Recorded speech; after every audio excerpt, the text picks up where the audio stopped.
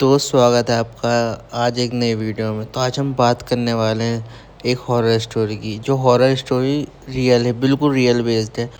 तो मेरे रिलेटिव थे, एक गढ़वाल की किसी गांव में रहते थे, क्योंकि वो पहाड़ों पे किसी गवर्नमेंट जॉब पे थे। इसलिए सुना होगा, पहाड़ों में उत्तराखंड में ज़्यादा पगडंडी वाले रास्ते होते हैं, मतलब छोटे छोटे रास्ते होते हैं, और घर बहुत दूर दूर होते हैं कि आदमी को एक जगह से दूसरे जगह जाने में कम से कम 2-1 घंटे लग जाते हैं, पैदल चल के जाना पड़ता है।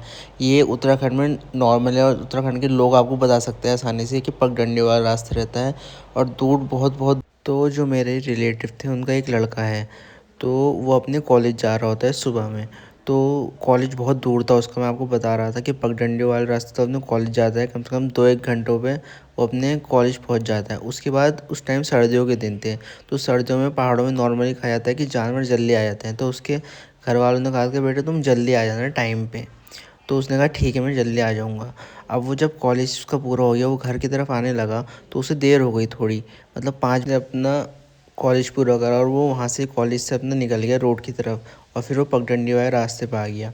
तो जब वो पगडंडी वाले रास्ते पे आ गया, तो कुछ दूर जब वो चलता रहा, तो उसे लगा कि उसके पीछे कोई बकरी वगैरह चल रही है। तो उसने ध्यान नहीं दिया, तो वो चलता गया, कहीं उसे आवाज़ भी आ रही है लगातार, मैं की आवाज़ आ रही है उसे लगातार, और उसने ध्यान नहीं दिया बिल्कुल भी। अब जब वो थोड़ी दूर चलता गया, जब थोड़ा समय और 2-1 किलोमीटर चल लिया वो, तो उसने जब पीछे देखा अपने मुड़ के, तो उसके पीछे कोई भी नहीं था, दूर दूर तक ना बकरी का बच्चा था, कोई भी नहीं था, कोई भी। तो वो बहुत डर गया।